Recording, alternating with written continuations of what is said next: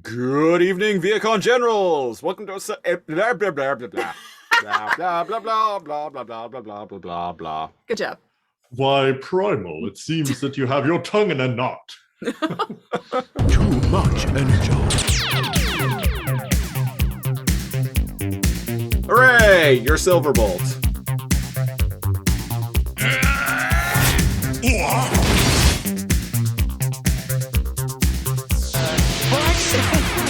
These upgrades come with a warranty. Blah blah blah blah. Beast Wars once and for all. Cheetor, what have you done? I am giving this episode no Energon. What Yeah. are you, a Quintesson? This is no Energon. Fuck it. I can't. Sigma balls, Gary. No, not that. Ah! Greetings, Vehicon Generals. Welcome to episode 76 of Too Much Energon, the weekly podcast where we talk about Beast Wars shit and talk shit about Beast Wars. Coming to you live from a mysterious floating mountain somewhere hidden on planet Energon. I'm the Siege, one of your hosts, and joining me here at LadyGlitch HQ for this episode of Too Much Energon is LadyGlitch. You may know her from the ALPHANUMERIC podcast. Hey, friends, what's up? Hey. Hi. Hi. And I am also joined, as always, by my illustrious co-host and fellow Cybertronian and filthy organic, Neocal.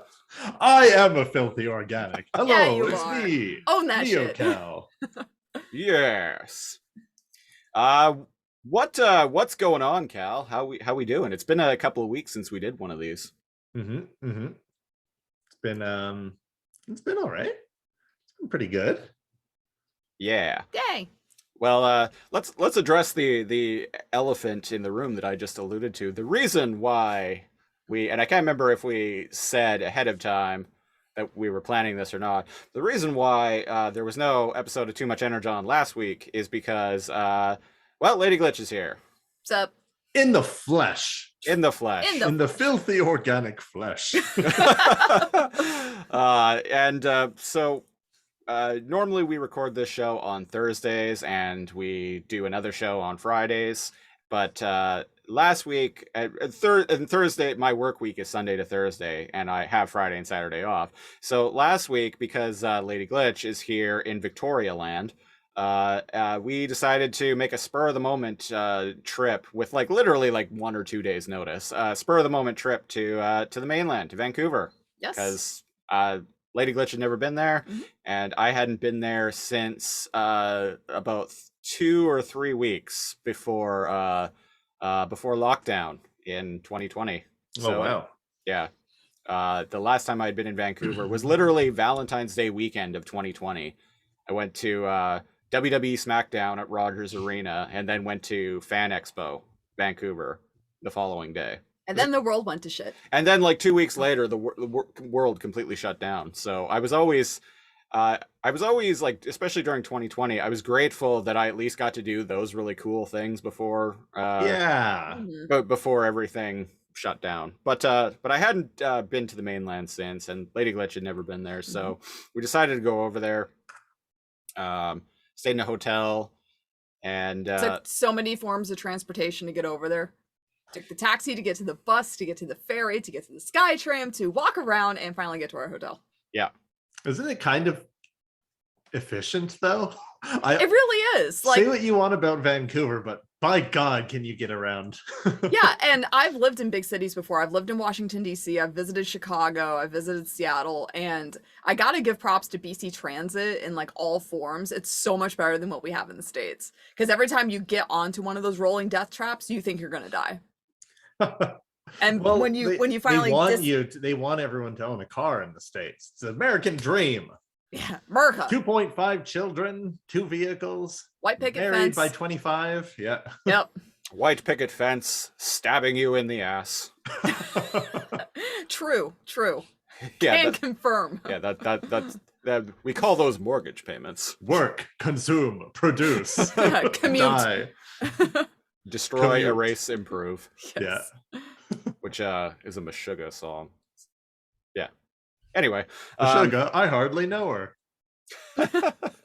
whoa, Meshuggah being a kind of technical industrial metal band from who were kind of big in the 90s and 2000s. I've seen them live a couple of times. 90s and 2000s. So you're all about this chunk, this era of the late 90s going into 2000s. That was an era of really good music, not gonna lie. Well, I am wearing a Fear Factory T-shirt right now, which I actually purchased in Vancouver on this the aforementioned trip to Vancouver, and it is the cover art to their first album, Soul of a New Machine, which came out in 1992. I posted a picture of it to my Instagram story, and I believe I captioned it, "I only wear shirts from bands I listened to 20 years ago." Yeah. And indeed, I'm wearing an Amon Amarth hoodie right over top of it right now. That's great. Yeah, we had a lot of really good luck with transit over there too. Very little wait times for anything. There were no delays. Everything kind of came on time, except for the bus getting from the ferry terminal back over. We had to wait a little bit for that, but Oh yeah, that was a pain. Our good transit luck could only last so long, you know. Was that the bus that's almost like a two-parter and it's got like a joint in the middle? That we took one of those on the mainland, yeah. The first time I ever anybody listening wondering what the hell I'm talking about, you know how trains are compartmentalized so that when they go around corners they can they're more fluid kind of like motion and like shape. There's a bus in Vancouver that's like that, and it freaked me the fuck out the first time I was on it. It is like I don't know how to describe it. It has like a joint in the middle. Yeah, so it's like an accordion effect. Yeah, it's an accordion. Yeah, because it's a double length bus. Over here in Victoria, we have double decker buses. I don't know why they don't do that in Vancouver, but in Vancouver they have double length buses, and the double length buses are joined by quite literally what looks like the middle of an accordion. And it's funny, when we got on the bus too, we were seated just right before that that middle area. Oh yeah, we were looking back at it, and there were a couple of like teenagers standing in front of us, and they had clearly like never like been to Vancouver by themselves because they were complaining about how their Victoria bus pass didn't work over there and such. So they're standing there. Why would it? Yeah, I know. So they're standing there, and I was kind of I was looking at that area of the bus, and I was saying to LadyGlitch, I'm like I'm glad we were able to get a seat because and not standing there, because let me tell you, that is a weird experience standing in that middle area, especially when the bus turns. And the two kids just like look back at me as I said that. And then lo and behold, as soon as the bus finally did turn, they were like completely like tripped up by it. Isn't it weird? It's weird. It's weird because like but it's cool. It's cool, but it like the accordion effect. It like spreads out, and like the floor like kind of turns too. Like it's so weird standing in that area. And it works though. It works, yeah. It just works. We also lucked out with weather because it did not rain. Yeah.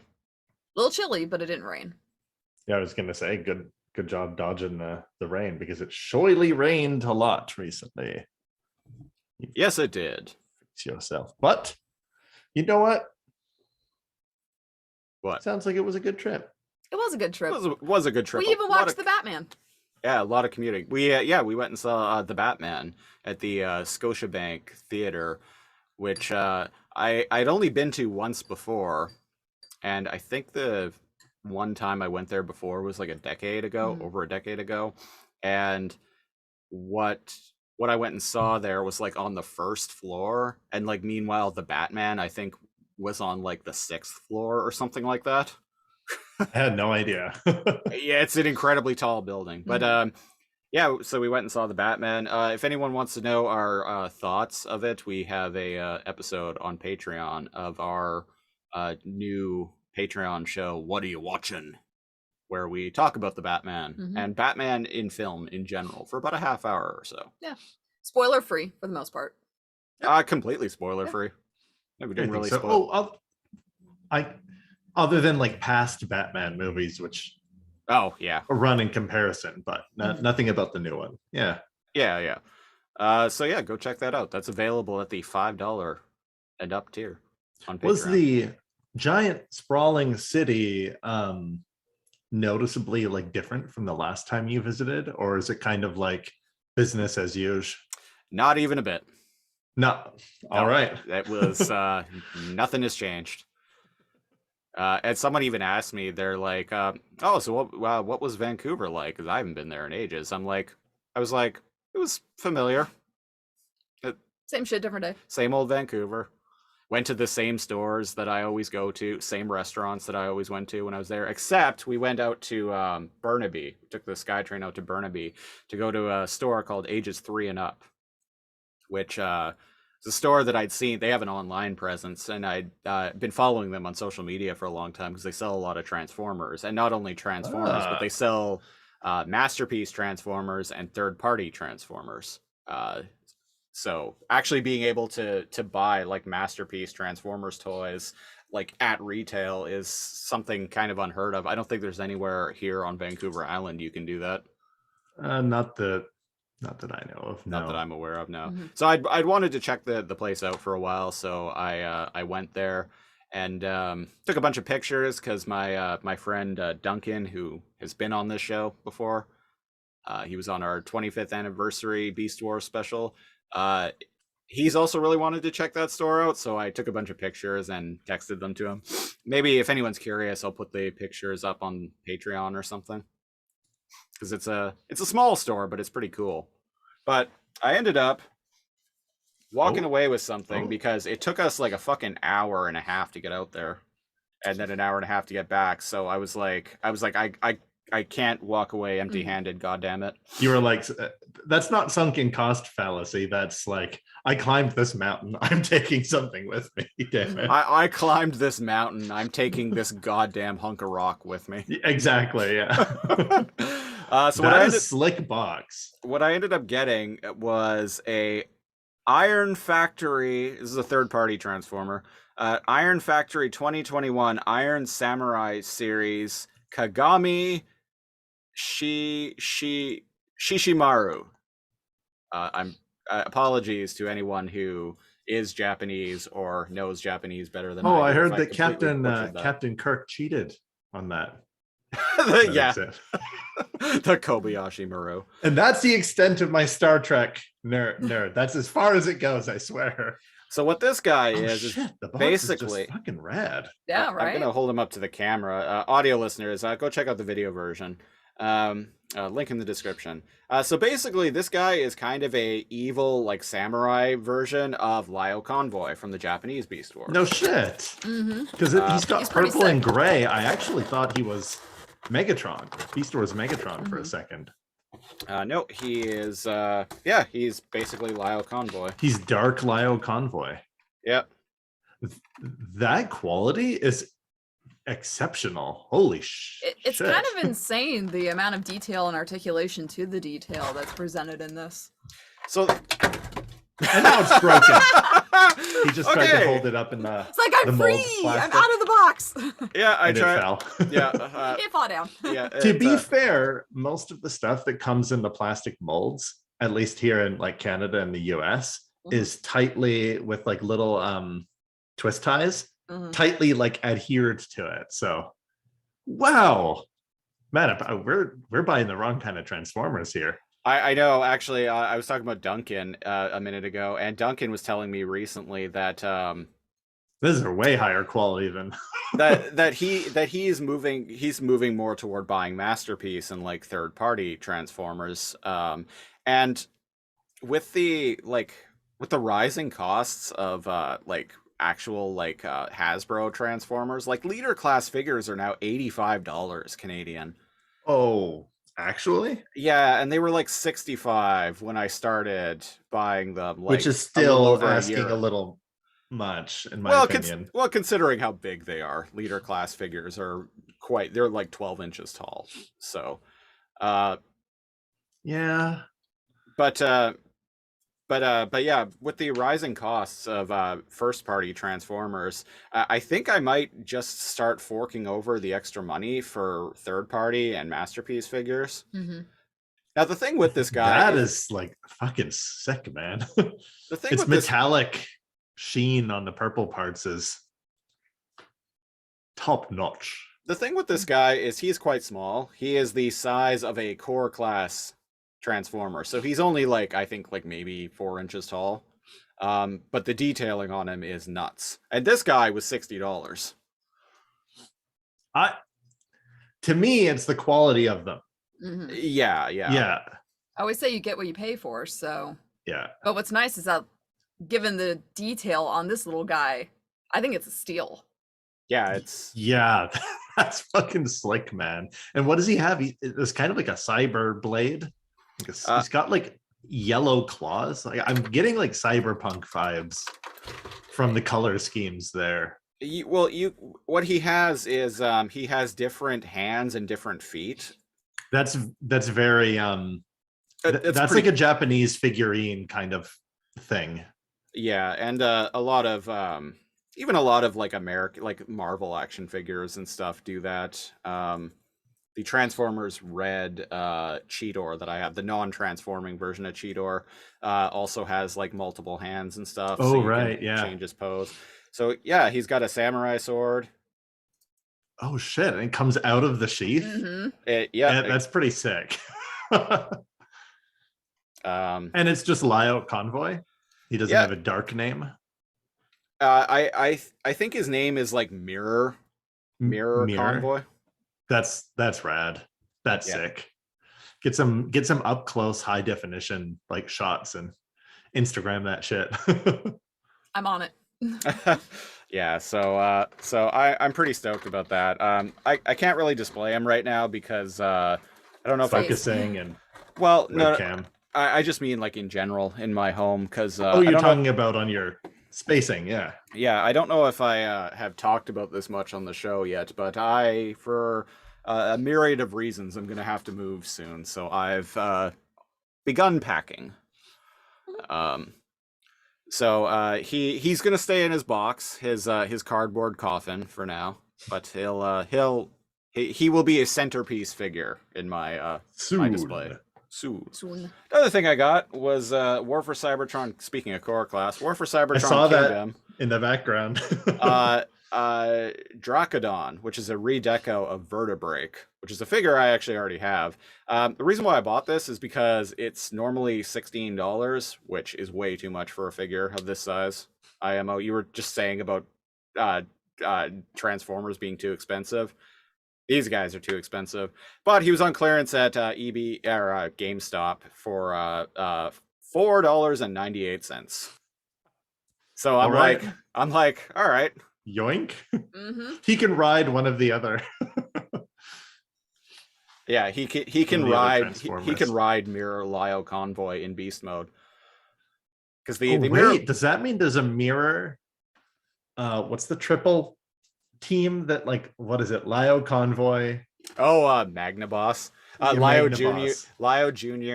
Sorry, Lyo Jr. The other two. Yeah, the other two. I know one of them, the bird is named Skywarp in right, the that toy. version is Skywarp, yeah. But I don't remember what his Japanese name is. I don't know. Maybe we'll talk about the Japanese Beast Wars more someday. Keep your eyes and ears peeled for that. But LadyGlitch, how's not just the Vancouver trip, but how's your trip in the land of maple syrup? Land of angry geese and maple syrup. I love it. Oh, it's been pretty good so far. I arrived last Monday, the 28th of February. And it's been pretty chill so far. Avoiding convoys, of course. Avoiding craziness. I've had a coffee date with Cal. The only convoys that we accept here on big convoys. on Too Much Energon is Lyo Convoy and Big Convoy. Which you guys don't even accept Lyo Convoy Jr. No. Just Lyo Convoy and Big Convoy. No, that annoying little shit can go fuck himself. if he wasn't a vital part of Magnaboss, we wouldn't put up with him. But yeah, so far so good. I've been going out exploring Vancouver on foot, getting used to the bus transit system. Of course, we took our little voyage to System Vancouver. Yeah. Yeah, shit's been great. So, and Cal, we gotta get more coffee soon. Yeah. I need to stop. I've been trying to like walk lately, and before all the pandemic stuff, it's so weird how like health and aging and physics and everything like works is for me in the past I had been so worried about like putting on like muscle and trying to get like beefy and like stuff like that. And then when the pandemic started, I'm like, part of why people start to like feel old is that they're not flexible. They're not doing as much. And that's the thing that goes, not how strong you are, any of this other stuff, right? Like cardio and flexibility. And I got big into when I lived in my old place, big into like yoga and all that. And then since I've been in my new place, I've like barely walked, haven't done any stretching or whatever. Well, and let me tell you, we're gonna have to go on some walkingness before I leave next week. I had some interesting like leg pains from going up and down hills and walking around all those days, like in the tendons and stuff like that. And I'm like, ooh, yeah, like you exist now, like what the crap. Yeah. And the only equivalents I could like, have you ever been playing like something like paintball or laser tag with a bunch of people? And then the next day, everyone's complaining about their hamstrings and because they're crouching and they're going up and they're crouching and they don't realize they're doing like hundreds of squats during the game because they're popping up from cover, crouching down, popping up from cover. They're like, does anyone else abdomen and like quads hurt? Oh, yeah. And it's like that. I haven't walked uphill, downhill. I was wearing Doc Martens. Brilliant idea. I don't know why I thought that was a great idea. And it hit me. So people in your 30s, maybe go outside the house every once in a while. Doesn't matter how skinny or strong like you think you are. Like, go outside, get some fresh air, see the birds, look at the clouds. At my job, anyone who's been listening to the show for any amount of time, I work at a grocery store. So and you would know that. But in case you're just joining us for the first time, I work at a grocery store. I'm the freezer manager at a grocery store. But anyway, because I do front facing, and stock like lower shelves all the time, I am constantly like kneeling down in like a Spider-Man pose and like standing back up, and like my legs are actually strong enough that I can just like perfectly like crouch down and stand and like raise back up without using my arms to like push myself up or anything like that. My legs are just that strong because I do it all day. So that phenomenon you're talking about is actually something that I don't deal with because my one of the best things about my job is it actually like works out those muscles a lot. It's interesting what people can like take for granted or whatnot, like different builds and everything. Like I can retain like muscle mass like really well given just my genetics or whatever like that, but then just like walking for like 4 hours, it kills me. And even though it's just like, oh, like you work in like grocery or whatever, you probably do, I don't know, but you could probably do like thousands and thousands of steps a day, right? And just that bending over and picking it up and I have down and up and down and up, it probably, but spread out through the whole day is probably actually really increases your flexibility and mobility. Yeah, totally. I do usually around between 17 to 22,000 steps a day, according to my Apple Watch.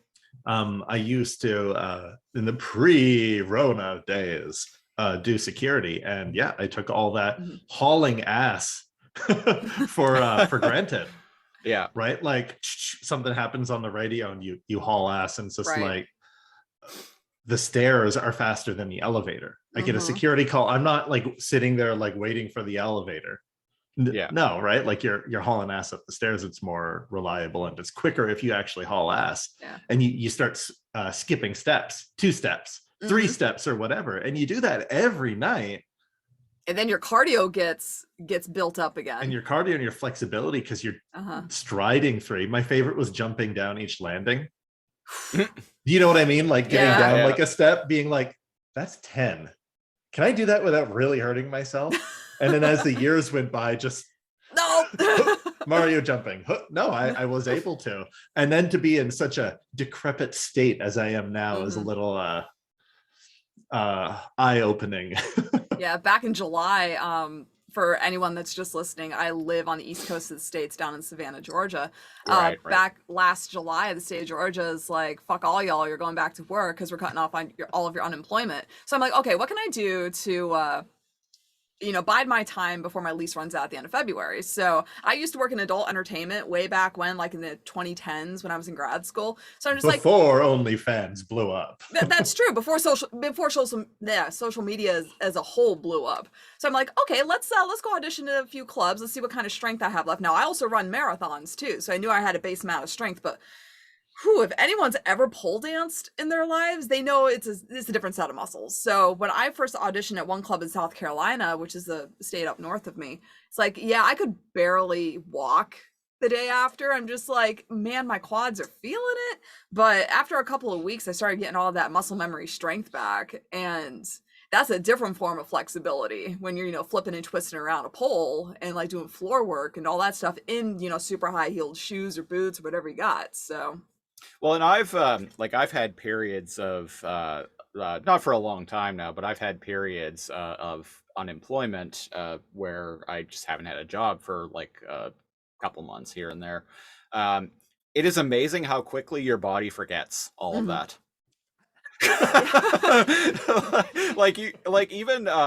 Even when I take 10 days off work, as soon as I go back, like I'm sore after the first day. Like especially like during the pandemic times, I've taken like a week or two off here and there, I think 3 or 4 times now. And yeah, by the time I go back, like after my first day, I'm sore, and it's like, because like all I did was just sit around at home, like playing video games and shit. Yeah, and even when I take a few days off of work, like my legs are a little shaky coming back. I remember when I came here in December and I took like a week and a half, almost 2 weeks off of work, and I went back and I'm like, why am I so sore? Like, why? Like, the fuck is this shit? Like, body, stop failing me. And that's the weird real talk that listeners didn't like sign up for, but they're getting anyway, is even if it's like 10 minutes, it's so easy to go, oh, I'm going to sit at home. Oh, I'm going to edit. Oh, I'm going to stream. Oh, I'm going to watch stuff or whatever. But like, you really need to do stuff every day. And that actually becomes more and more important as you get older. A very fun study that I just read on through following doom scrolling Reddit threads was in the UK. Elderly that lived on one story, right?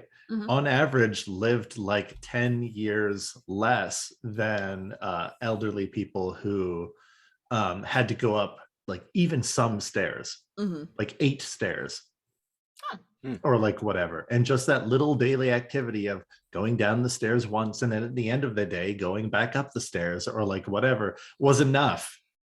And I'm like, oh shit. And here I am doing 0 stairs. Right. So like if you want to squeeze your life for all it's worth, maybe throw some stairs in there. Throw some stairs in there. Yeah. Well, here's the thing, people, you're listening to a podcast, and I am not only a podcaster, I am an avid listener of podcasts, not including my own. But for me, like oftentimes I'll not only will I like be active at work, I'll also walk either to or from work or both. And the walk from my house to my workplace is like exactly 3 kilometers. So I get a 3 kilometer walk, at like 6 in the morning, like 5 days a week. But like that's my podcast listening time is just out when I'm walking. So here at LaserCom, we are officially endorsing going out for walks, and listening to podcasts while you do that. Podcast and walk. Especially this one. Podcast and walk. That's right. Yes. And our other podcasts that we do. Listen to our podcast while you go out for a walk. Damn it. Do it. Speaking of podcasts. Yes. Yes, we have one. This And we're going to talk about It's it. episode 76 of Too Much Energon, and this week we are talking about the 7th episode of the 2nd season of Beast Machines, Sparkwar, Part 1, The Strike, which originally Man, aired... the naming scheme. which originally aired on September 23rd, 2000. And the episode opens with Vehicons chasing Cheetor. Cycle drones, specifically. Who would have thought? Who would have thought? And Cheetor says some Cheetor bullshit as he's Cheetor running says some from them. Cheetor bullshit. This is actually, I think, one of the cooler, like, better directed, like, chase sequences in I this was going to show. say this one isn't. This is one of the better ones. It's not just him going ha ha. I'm playing like Fruit Ninja. Yeah. It's shot well, like it's direct. The camera Yeah, and moves around. like the way like the camera like moves behind them, and it starts following Rat Trap, who is like zipping, like comes swerving, up behind them. swerving like through them and everything. It's probably the coolest chase scene in this series thus So far. Yeah. Yeah. It is easily the best. Yeah. So they're still doing new things and they're improving. So good for Mainframe. Speaking of new things too, you'll notice the chase music in this episode is a little bit different. It's the same old song by friend of the show, composer Bob Buckley, but it's not purely techno music anymore. There's some there's an orchestral element to it as well that's been added in, and that's this is the first time I've heard that in the like standard chase music in this show. So it's a variation on an original They still theme. suck at trying to do slow motion. Have you, instead of doing slow motion, they just like the frames just stutter Yeah, out yeah, more I noticed slowly. that when Silverbolt like swoops in and like transforms, and it tries to do slow motion, but like all they've done is just turn the frame rate. They turned the frame rate down. They turned it way down to like, like 5 frames per second. That's not. We That's said not this slow in motion. Beast Wars. That's not slow motion, guys. It's baffling too, because it's And it looks bad. Yeah, it looks bad. The show is so smooth and good looking. It's jarring when they when they try to do bad slow motion. Yeah, and like I don't even understand why they do it that way, because it's like look at the technology they had access to. They could easily have just they could have just slowed the video down digitally, because they're using digital video at this point. I don't know. It's weird. Thrust shows up. The Maximals Basically they kick ass and take names. They kick ass and take names. The name they take is Thrust. All the Vehicon drones are like completely thrashed, and they're like, "What now? Huh? And Thrust is like, "Oh, Vehicon bots attack!" And they're like, "That's what we thought, you little bitch." Basically, yeah. And they send him on his way to like deliver a message back to Megatron that we're taking our planet back, basically. Mm-hmm. Megatron's not gonna like this. Yeah. And it's like, this is just like the 20th time Thrust is lost, and it's like, are we still doing this? Well, and remember last week too, Thrust was like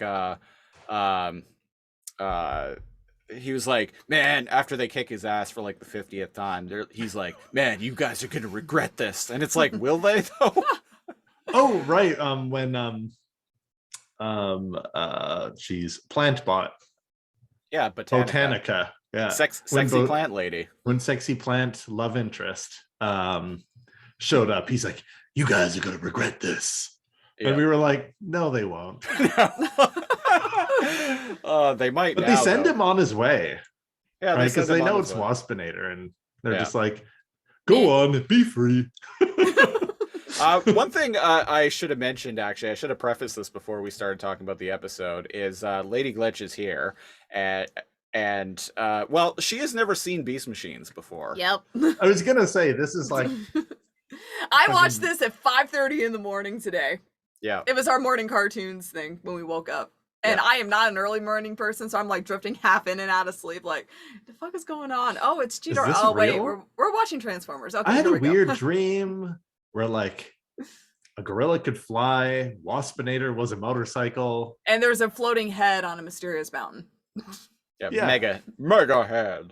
So we have another podcast called the Lasercomb Podcast, where me and Cal comb through random episodes of classic TV shows, whether we've seen them or not. So that's kind of what LadyGlitch has going on here. She's essentially doing a laser comb. Pretty much. And what's great is that Siege over here has started to introduce me to Beast Wars. So we've gone through like maybe the first 5 episodes since I've been here, which is another highlight of the trip. Oh, so you started Beast Wars. Yes. And I'm actually really enjoying it. So I can't wait to like binge more episodes. When you're an adult and I find in my 30s, maybe other insane people out there, and you put all your preconceived notions and biases and all that shit like behind you, and you just watch something with nothing to gain, and you just like take it for what it is. Yeah. Isn't Beast Wars just fucking good? It's so cute. Right? And it's so simple, like 80s and 90s cartoons were. It's like I can appreciate just the simple animation, the simple plot lines. Like it's episodic to an extent. Thank God Cheetor's beast that scanned for him was a cheetah. Right? We always did Christopher ever mention that with you? Like, wouldn't it have been awkward if like Cheetor got the rhino? Yeah. And like Rat Trap got like a bat? Yeah. We know that's not how it works, but Remember that episode of Alphanumeric that we did back like August, September, where we went over our favorite, beasties and stuff? And you were like, Christina, go on to Wikipedia and just choose one. I'm just like, Cheetor, he's the cutest. And it still holds true. Now, I love my girl Airraiser too, but Cheetor is still adorable. when she shows up, which isn't for some time, she'll grow on you. It's a really good episode. She fills a role that boy oh boy do the Maximals not have until she shows up, right? Sweet. Because they have like responsible dad monkey, but then they have like cool motorcycle like Uncle Tigatron, where he just shows up here and there, right? Yeah. And he's just like chill. And then they've got like cool Aunt Airraiser.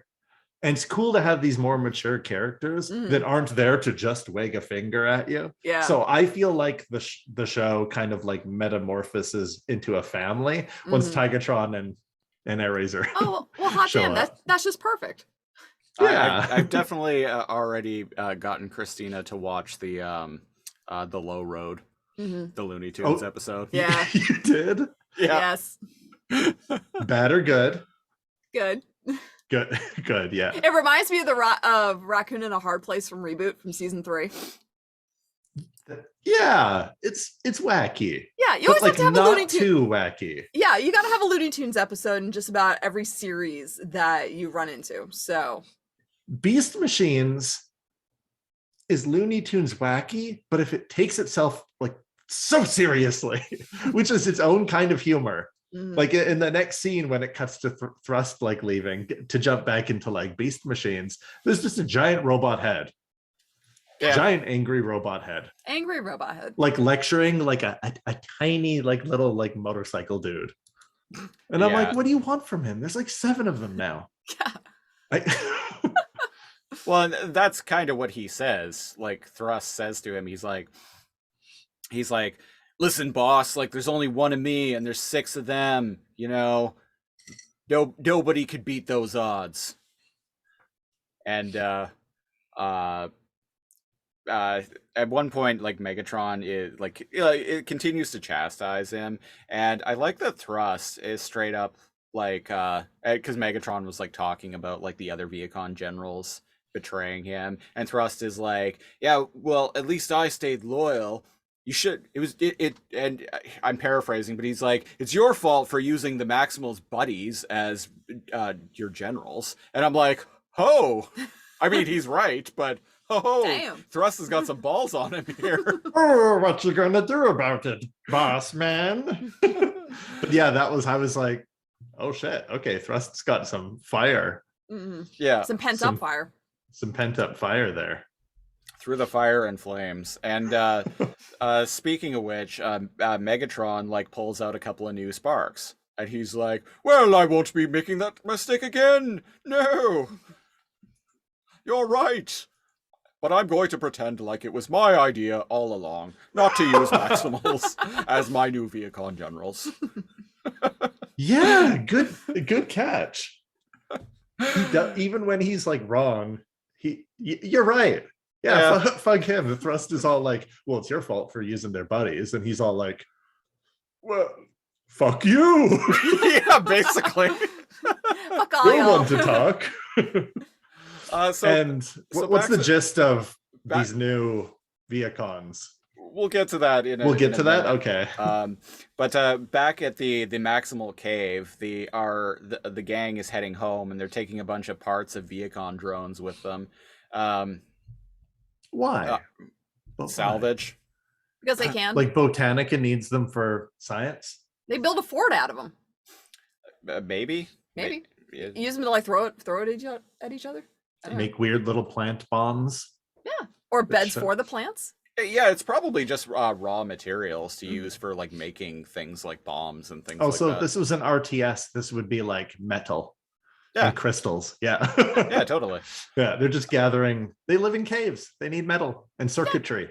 Yeah. Oh, right. It shows Botanica like looking at chips. Yeah. And stuff. Right. Yeah, so they get back to the Maximal Cave, and Cheetor is like giving Botanica a hard time for choosing to stay back at the cave and not coming out and fighting. And she is basically like, well, I'm a scientist, like I'm here doing my science shit, I don't really fight. And Cheetor is like, yeah, well, we're all scientists, but you know, we have balls, like we go out and fight anyway. I'm with Cheetor on that. He's like, we were all scientists. Yeah. Like we're literally fighting for the existence and like fighting for our lives. Millions of sparks that have been enslaved and are in like stasis or like a cryo chain, like disembodied sparks. They're not passed on, but they're not like they're not conscious, or I hope they're not. Jesus. Yeah, they're kind of in like a forced purgatory in a way. I don't think. like that. So I'm with Cheetor. It's like, hey, we were all scientists, and I'm as LadyGlitch just found out from watching the beginning of Beast Wars. Yeah, motherfucker, they're all scientists. We're all scientists in our own special ways. But I also love the fact that Gary Primal chimes in and he's like, Botanica is better back here where her strengths are than out in the field. Is she though? I don't know, you guys tell me. Well, we only first met her last week. Right. And let me tell you, she kind of cleaned. Yeah, she kind of cleaned house in the end of the episode she was introduced in, and indeed in this very episode, once she finally gets it together and decides to get involved, she cleans house again. So maybe she should be out fighting a little bit more. Also, it seems like there's lots of downtime in between the little skirmishes. Like it seems like there's days or weeks that go by, kind of here or there, in the background. Yeah, so you know what she should do is she should get an experiment going, set an egg timer, go and fuck up some Vehicons, and then come back when you hear the ding. Yeah. Get good. It's shown Rat Trap. It's shown all of them doing science and like working on shit, but also fighting. Rat Trap doesn't even have weapons. What's your excuse? He literally doesn't have any like weapons, and this shit, Botanica like shows up and always just like one shots all the enemies. I have some complaints about that later in the episode when it gets to that, and it's just like, what do you mean you're not like built for war? Look at Rat Trap.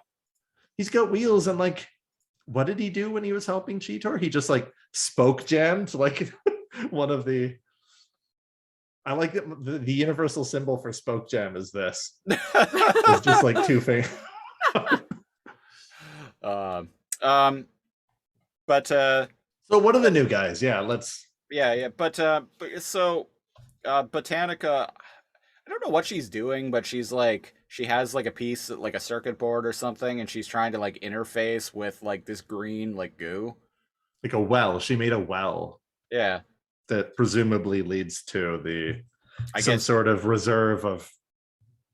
I I guess she's trying to like do some science on the plant jizz Yeah, from Cybertron's Sounds about core. right. she's a botanist. Yeah. Hence Botanica the name. botanist. It'd be Yes. hilarious if she was like if she had nothing to do with botany whatsoever. She's like, this is just my beast form. Silverbolt's meanwhile is kind of being a grump. Oh, And right. um I don't have time to fuck my girlfriend. There's a war to be had. And both Rat Trap and Bat Boy are yeah. like, maybe fuck your girlfriend before somebody else does. And he's like, shut up, boy. And he smacks Bat Boy. One thing I want to speaking of ice cream, one thing I want to mention about this episode is guess who isn't insufferable And at all this episode, and actually tries to help and make some good points. and is actually consistent for once. Literally the first fucking episode where Night Scream is he's not insufferable, and his personality is consistent throughout the episode. And he's trying to help others. It took them like 20 episodes of Beast Machines to get here. But now here we Instead of are. giving him the conflict, right? Like, you're not my real dad, fuck you, and him flying like off. He's like trying to help. Yeah. And I guess he's always like, he tried to help Savage, and he's always like trying to help, but he's the, let me tell you, emo was in, as we've said before. Right, yeah. And there's a right and wrong way to do emo, and hopefully he stabilizes and he is at peace with himself. So Megatron takes a couple of sparks and makes a couple of new Vehicon Generals. They're bigger, They're better. Yeah, stronger, faster. One of them I think is pretty cool looking. The other one has a cool looking robot mode, or has a cool looking vehicle mode, but their face looks kind of derpy. They're just, it's the same complaint I have about OG Digimon versus OG Pokemon, is that they're just like shapes. Yeah. Or like Gen 4 or 5 or 6 or whatever of Pokemon. They're just like shapes, and they don't have a strong silhouette, and they're just a mishmash of parts. If anybody ever played not Mech Warrior, Armored Core, the monstrosities you can make by just well, I'm going to give them treads, but also make them fly with a jetpack and give them 2 swords and 2 miniguns. And that's, these look like Armored Core like monstrosities. Yeah, I think Obsidian, we'll find out their names later, but it's Obsidian and Strika. And I think Obsidian is really cool looking, and I like Strika's vehicle mode, but I think her face is kind of stupid looking. Yeah, it's just doesn't have a relatable silhouette and streamlined design. It's just a lot of parts. It's the same complaint that you and I have of the Bay live action Transformers movies. Right. There's too many parts going on. Yeah, it's just a mess of like CGI, like constantly like moving and shifting like pieces of metal. Yeah. And then when you have like shaky cam, because that was really in the 2000s, when you have like shaky cam action sequences of these like fucking like disasters of like CGI like metal pieces moving all over the place, it's unwatchable. I hate those movies. Yeah, sometimes first simple one's is all right, better. But Bumblebee is pretty good too. Exactly, more simplified design. You can see when he's making emotions. His face isn't just like a cascade of like metallic moving parts. Maybe we'll talk about Bumblebee on the podcast eventually. Yeah. Because the next live action Transformers movie, which has been delayed until next year now, Transformers Rise of the Beasts, is a sequel to Bumblebee. And we definitely got to talk about Rise of the Beasts on this podcast. And I haven't watched Bumblebee, so we can maybe that can be like the holiday special or something. I still need to take you guys to Universal so you can ride the Transformers ride, because it's all about Optimus Prime and Bumblebee and finding the Allspark, and all that kind of crap.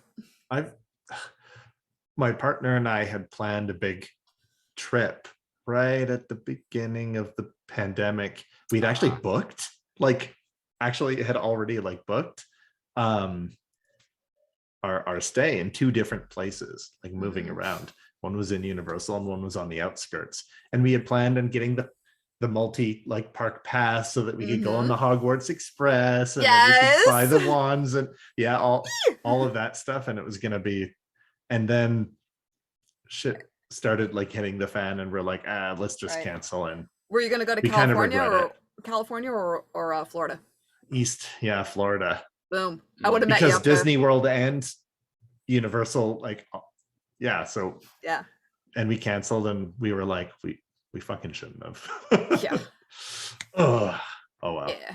Well, let me know when you guys want to reschedule that trip, and I will meet you guys there with my annual pass. Oh, there you go. Yeah. Got the hookup. Exactly. I mean, for anyone listening or watching, I actually worked at Universal for 2 years in attractions and park services, so I know those parks like the back of my hand. Rad. Okay. Yeah. Got someone in on the inside. Exactly. And I can't wait to see your first expressions when you go into Diagon Alley. But that's for another podcast.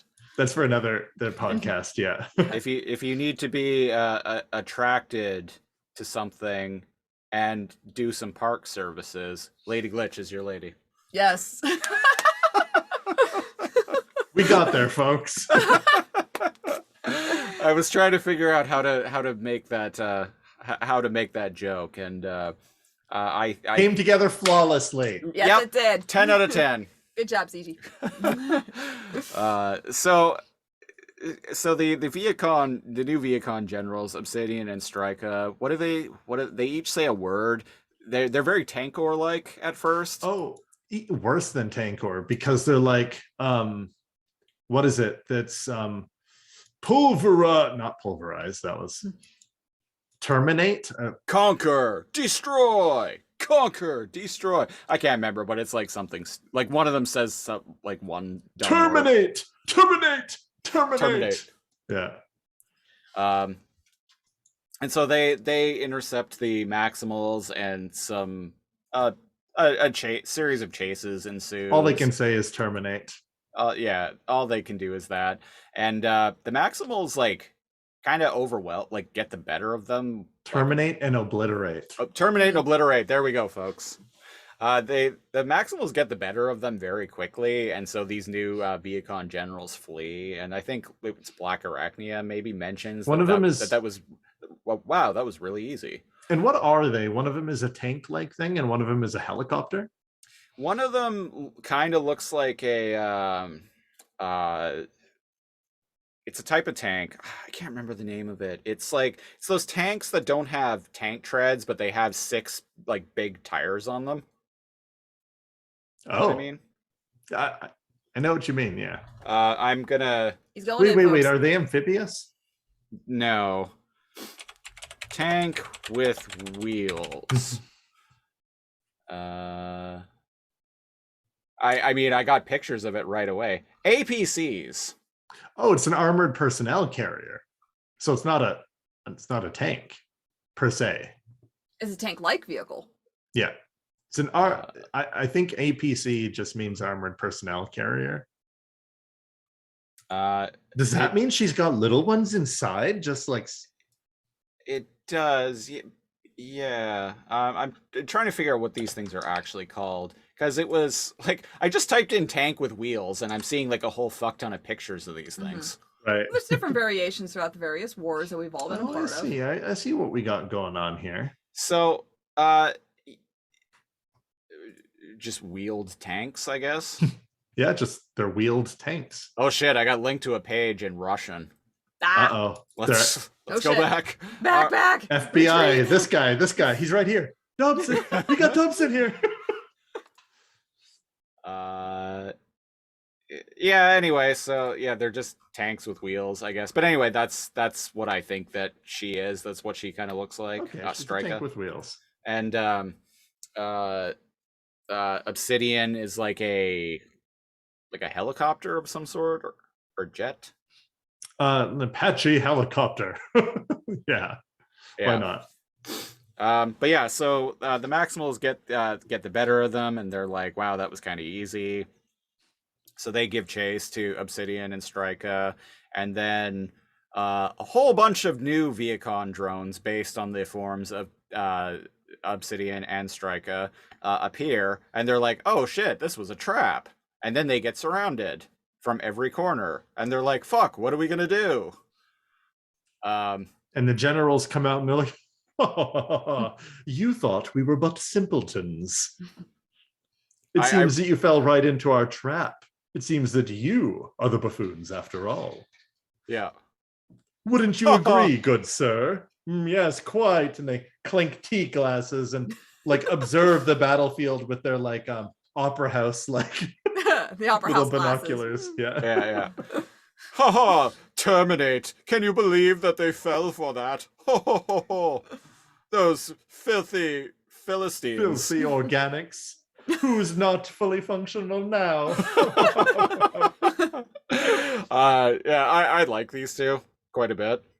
I was shocked that they were able to give them any amount of personality in the very short screen time that their real selves, that when they're not giving the ruse, has. Yeah, I dig them.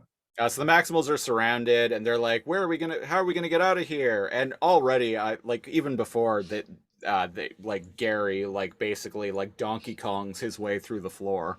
I like that. I'm immediately like when they were saying like, oh, what are we gonna do? We're surrounded. I'm like, jump. In my head, I'm like, jump. You're on a platform. Jump. Very high up. Just jump. Jump. Bam, bam, bam.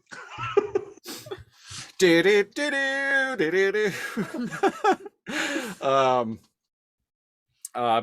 meanwhile, Botanica is continuing to do science on the plant jizz, and plant jizz. Science on the plant jizz. She has an acid trip because she touched too much of the acid. Yeah, and she has this like weird like acid trip like vision quest where she basically ends up in the Oracle like space that Gary Primal has exclusively been part of thus far, and like all these sparks are talking to her, being like, Botanica, save us. So this is the nightmarish like eternal hell like void that they have to exist in, right? Because they're kind of like, hey, like there's millions of us, like bitch, and you're down there like soldering like chips. And she gets visions of what it's been like on the surface and what the Maximals have been up to and all the hardships they've had. Right. I liked this, and LadyGlitch can attest to this. As we were watching earlier, I'm like, hey, Chalk Soundwave's back. Thank you. So he got so excited. Soundwave, as we said before, I'm like when we were watching Night Scream's memories of what happened to him. He's hanging out with Soundwave. Yeah, straight up Soundwave from G1, and he's pretty chonk. Yes. So we got hey, the wars are over, right? You can relax. He can relax. Leave Chunk Soundwave alone. And I am sure that it's Soundwave. It's definitely Soundwave. Yeah, you know, the war's been over for like a few hundred years. He's like over 4 million years old at this point. Let him live his best life. He's give the guy a break. Freaking tabloids, man. It's like, oh, how many cassettes has he fit in him now? And it's like, hey, leave him, like you said, he's 4 million years old. Like, fuck off. But yeah, so Botanica has her like vision quest, and she gets a montage of the Holocaust, the Cybertronian Holocaust. Yeah.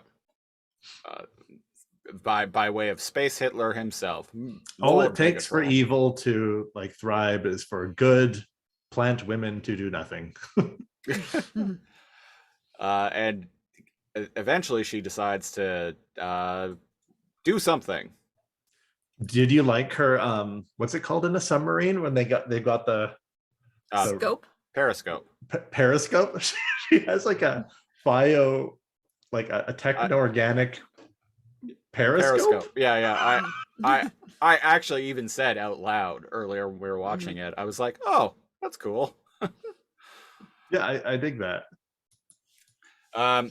So the Maximals, like after Gary like Donkey Kongs his way through the floor and they go falling onto the platform below. They run. The new Vehicon drones give chase. Wherever they go, the Vehicon. Citadel. Wherever they're running to, the Vehicons are one step ahead of them, and they keep like getting blocked off. So they're like shit. They're anticipating our every move. These who the hell were these guys, basically? And they're like, let's go to the Citadel. That's we can hide there. And so they go there and like barricade the door behind them. And are like, hey, we're safe now. But the Vehicon still keep shooting. And I think it's Rat Trap is like, yeah, we're safe for like 10 minutes. Or no, Night Scream says is like 10 nanoclicks. 10 nanoclicks. Which didn't we figure out through doing some legitimate journalism before that a nanoclick was a unit of distance, not time? Because I know this has come up before. And people, we probably did this like at least 50 episodes ago of the show, so we certainly don't remember at this point. Oh, I think, yeah, I had looked it up at that time, and we were like, is nanoclick a unit of time? Is it a distance? But I thought nanoclick was time, and it was something else that was distance. Oh. Nanocycle is a second. A nanoclick is also a second. Oh, shit. So, all right. So I guess my question is then, how many Saturday afternoons will this hold out? Will this door hold 10. out? 10 seconds. 10 Saturday afternoons. Yes. 2.5 months later, they're still behind this door. Yeah. I don't know why they thought it was a great idea to hide here. Well, and Gary even mentions, he's like, we didn't escape. We were herded here. And he finds that out really quickly, like within seconds of them being in there. And it's like, you couldn't have thought about this before you like slammed the doors shut behind you. Yeah. And so, so they're like, who the hell are these guys? And they come in on a Zoom call. Yeah, and are like, to shit talk them a little. And are like, we are who we've always been. We are Obsidian, and I'm Striker, and that's Striker. And Rat Trap's like, oh shit, we're going up against the greatest Cybertronian generals in history. Yeah. Well, bend over and kiss your asses goodbye, boys. Yeah. Something, Bob Kiss. It's been nice knowing you.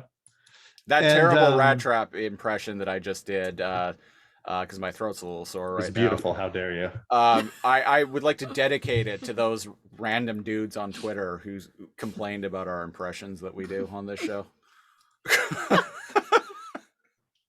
If they even make it, even if they even make it this far into the show, listening, they're probably going to be like, "Fuck those guys! I was trying to help. I lend my professional services to these amateurs." So we had mentioned earlier, they're surrounded. The generals are doing that like evil villain thing where they're twirling their wine and being like, yes, it sure is good that we can like shit talk you for 10 minutes instead of just finishing you off. But we do and they're find like, out, give though, up. Go ahead. We do find out though that these two were like two like really great like Autobot generals at one point. And I think it was Gary is like, why are you following Megatron? This is treason. You should be helping us fight against him. And Obsidian is like, Megatron is Cybertron. So these guys, these two generals, they fight for Cybertron no matter who is in charge. They're like the Varys And of whatever, Westeros. whoever is in charge of Cybertron, and whatever their political ideologies are or their goals They're are, shells. these two follow them to the ends of the earth, which is it's interesting. It's interesting, yeah. It's interesting because, like, typically in Transformers lore, we have characters that are we have the Autobots or the Maximals, and the Decepticons or Predacons. We have the good guys and the bad guys. And there's Beast Wars expanded on that and made that a little bit more gray with characters like Dinobot, or like a character like Quick Strike, who technically was a Maximal but was kind of just an evil asshole. So they kind of forgot. Yeah, technically. Yeah, he wasn't reprogrammed or anything. They just woke up and they were like, "What are we? We're monsters." And Quick Strike was like, "Yeah, yeehaw, yeehaw! I always wanted to get away with doing this back on Cybertron." Are you telling me I can do murder and there's no repercussions? It's like the Wild West out here. They don't take too kindly to 6-shooters and pistols at dawn over there up on Cybertron. Yeehaw! Yeah, I forgot. He was just like a fucking lunatic. Yeah. Yeah. And the most ineffective and annoying Maximal. But yeah, so traditionally in Transformers, like the bad guys have been bad and the good guys have been good. So this is and like I said, like Beast Wars kind of started to blur that concept a little bit. But this is really cool because like these are like technically, and I read up about the characters too a little bit. These are Autobot generals, but they are just fiendishly devoted to defending Cybertron no matter what. And Megatron is in charge of Cybertron, so they do whatever Megatron wants. It doesn't matter if blue political party's in charge or red, or in this case, purple. They're dedicated to Cybertron, but like at what cost? For example, if 99.99% of the population is in like horrendous, painful limbo, right, purgatory, like on hold, like while like Megatron like plays with their souls, puts them in a body or doesn't, changes their memories and shit. Right. What is that serving? Like if you have no population to defend and fight for, and your population is one giant like tyrannical overlord, is your dedication to the planet? Sounds like American politics. I guess so. Yeah, I mean, like if you're a general in any military, really, but like say you're a general working at the Pentagon, like it doesn't matter if you have like if you have someone like Donald Trump as president, or if you have Barack Obama as president, like either way, they're still the boss, and you're gonna do whatever they want. Yeah. But if what they want was turning the American military against its own people and enslaving 99% of them, there might be some coup in order. There might be some like individual like thought required to before you take out those orders. Well, if you ask some people, that is precisely what has been going on in not just America, but in Canada too. That's what has been going on. Is the governments have become tyrannical and oppressive and are infringing on our rights and are installing microchips in us. And wake up, sheeple. So yeah, anyway, that's a whole nother topic. Yeah. What happens here? Do they get to kill him? Because they're like, if you will not surrender, then you must be destroyed. Yeah. Something like that. Yeah, basically. Yeah. So, and obviously our heroes don't surrender, and the generals and the Vehicons are about to take them out, but Botanica gets her shit together and shows up, and she pops her ult that she had like readied at 100%. Yeah, when she gets to the surface. Yeah, she shows up and transforms into robot mode, and then shoots some like plant darts at the Vehicon Generals. Some more body horror for the, the viewers. Yeah. Very thing-like tentacle. That seems like a villain power, throwing like weird plant parasites at people's heads that like bore into their skulls and make them malfunction. But Yeah. I'm like, hey, she's on the good guy side. I guess she's a good guy. And these are bots. Sometimes you gotta anyway. fight. Desperate times call for desperate measures. Damn it! Sometimes you gotta fight dirty. So yeah, them being fucked up is like long enough for the Maximals to flee, and then back at the Maximal cave, like Cheetor apologizes to Botanica and asks like what made her change her mind, and she's like, well, basically we're all in this together, and as long as Megatron has all of the Sparks captive, then I really need to like actually like take a stand and fight against all of this, because this is bullshit. And then I like that. And then Gary gives this like speech basically being like, man, we really have to save those Sparks at all costs. And I'm like, dude, like, why are you giving this like fired up speech right now? Like, you've been going on about this for like the past 20 episodes. You got to remind everyone. Keep it's your morale daily up. episodic reminder to do this shit. Yeah. Yeah, it's difficult, and sometimes you just want to do a science, but you got to fight for freedom. Yeah. And that's the episode. I don't know why these are considered like multi-part. Like this is part one of It's 3. wacky. I don't know why, because that like it doesn't, nothing's really resolved in this episode, but like the show is kind of like that in general. It's just serialized. Yeah. Like it's not like to be continued at the end or anything like that. Yeah, I don't know. Anyway, that's a minor The detail. strike. Yeah.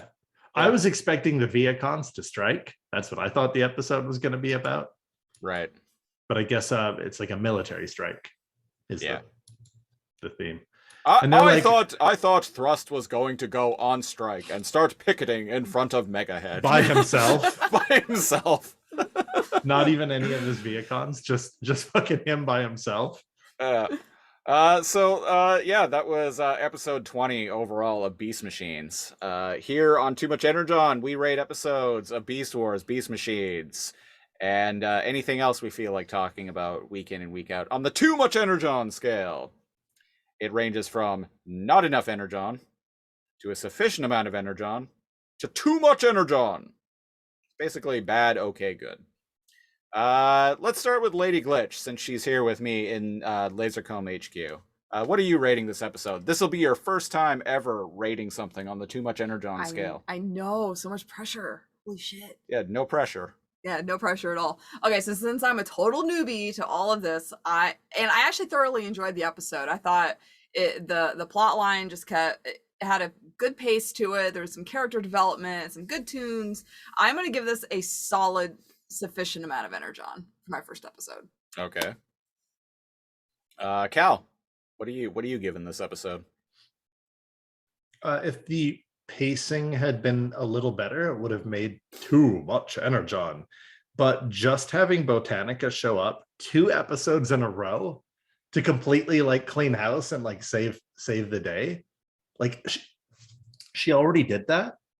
And I would have much preferred if Primal had shown some tactical withdrawal and shown that he can be strategic and that, hey, he's got to rethink things. They can't just go and smash the Vehicons every time, and have her just show up, her throw a Deus Ex Machina that like wins the day and then like disappear. I guess she can tunnel. It showed her like tunneling around. Bad resolution. It was very Super Mario Brothers 2. And so she showed up. She's like, escape in the tunnel that I dug. And then when the generals go up to the hole that the Maximals jumped down, they look inside and they're like, I can't detect them. They must be in beast mode. Jump down the fucking hole. They go in the same place they just went. And so if she didn't save the day last episode, right? If she was a pacifist when they introduced her, right? And she was like, no, I don't want to fight. And then they pulled this stunt where she showed up and she was like, "Science, bitches!" Where she doesn't she doesn't fight with lasers or directly, but she uses kind of like how Rat Trap uses bombs and that kind of thing, but like in an organic sense. Then I would have been like, yes, but they finished both episodes the same way, so it gets a sufficient amount of Energon. Okay. I like the generals though. I am giving this episode a too much Energon. I thought this episode was dope. All right. Your criticisms are perfectly valid, but it wasn't enough to drag the episode down for me. It was because your Night Scream scaling could be ignored. Well, actually, one of the things I mentioned, Night Scream is actually consistent in this episode for the first time ever, and he isn't a team player, and he isn't insufferable. It's refreshing to see Vehicons actually be smart. It is, and actually using tactics against the Maximals. Seeing the Maximals actually like kind of lose, especially after like they clearly were becoming like complacent in dealing with the Vehicon drones. Mm-hmm. You know what? To give you credit, the episode does kind of like nod. They're like, okay, we realize that they just always wipe the floor with Vehicons for like the last dozen episodes. So yeah. Here's things to change it up. I still really like Botanica, even though she comes in and just saves the day out of nowhere. Still really like her. I still like her. I didn't mention it when I was going over the episode, but I thought it was funny when they asked her what changed her mind, and she was like, "Oh, I had a vision," and Rat Trap is just like, "Oh, great, another one with vision quests." he actually says that, right? He actually says that, yeah, which made me laugh. I like that. Her plant-based periscope was cool. I thought this episode was dope. I was actually excited when I was watching it. Yeah, I don't think it's like bad. It's just little hang-ups like here. I think it's my favorite episode of season 2 so far. Oh well, it is season 2, which has been weird. And we still have another 6 episodes to go. Well, season 2 has been weird, but I would argue season 2 is better than season 1. Because like season 2 is like really ballsy and goes in fucking weird places. Fair. That's fair. Yeah. So season 2, like season 1 of Beast Machines was good, but season 2 has been really interesting. And say what you want, like it's gonna be hit or miss, but when you are brave and do like weird shit, to me it's more memorable. Yeah, totally. And I'm digging Beast Machines just in how bananas it is. Mm-hmm. I'm an unapologetic Beast Machines fan. Come at me. That's right. Beast Machines officially endorsed by Too Much Energon. That's right.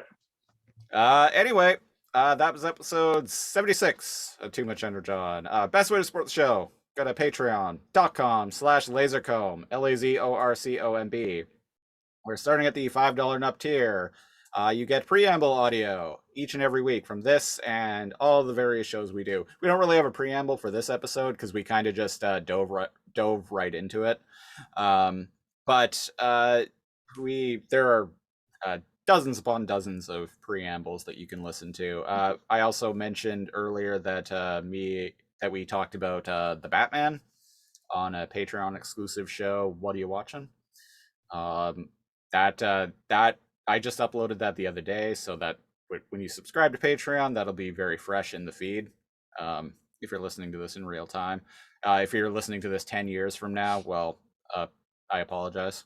And are we still alive? That remains to be seen. What is the dystopian hellscape like in the future? The apocalypse will undoubtedly have happened by then, but God damn it, Too Much Energon will still be around. Mm-hmm. That's you right. Shall live forever. We'll be like Three Dog in Fallout 3.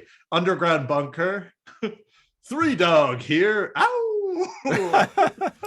I like it in that game too. Bunker. When you go and kill Three Dog, this like old lady who is like his assistant takes over. She's like, hi, like Three Dog's fucking dead. Some horrendous monster fucking killed him. Yeah, So she's enjoy like, some music, I guess. she's like, yeah, this is blah blah. It should be 3 Dog, but some asshole killed him. You fucking monster. Of course you would. I would never.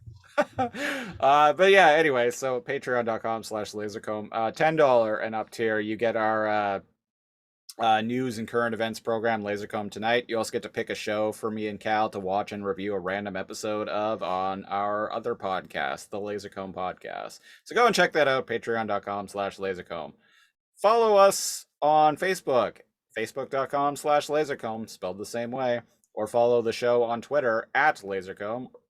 Or nope, that's me. You can follow me on Twitter @lasercomb. You can follow the show proper @TooMuchEnergon. And LadyGlitch, you are at. I'm at LadyGlitch619. And Cal, you are at. Neo_KAL. NeoCal. We'll be back with next week with episode 77 of Too Much Energon, where we will be talking about Sparkwar Part 2, The Search. I'm kind of excited because Sparkwar Part 3 is called The Siege.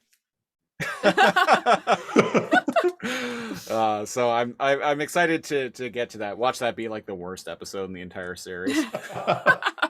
No. No. It's like whenever anything named like Neo or any association with like it or whatever like that ends up like being bad. I'm like, no, you were not the one.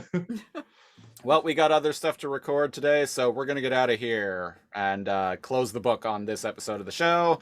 I have been one of your hosts, The Siege. I have been LadyGlitch. And I am NeoCal. And until next week, I am transformed. Cheetor says some Cheetor bullshit. Doo-doo. Beast mode, Mr. Anderson. Beast machine.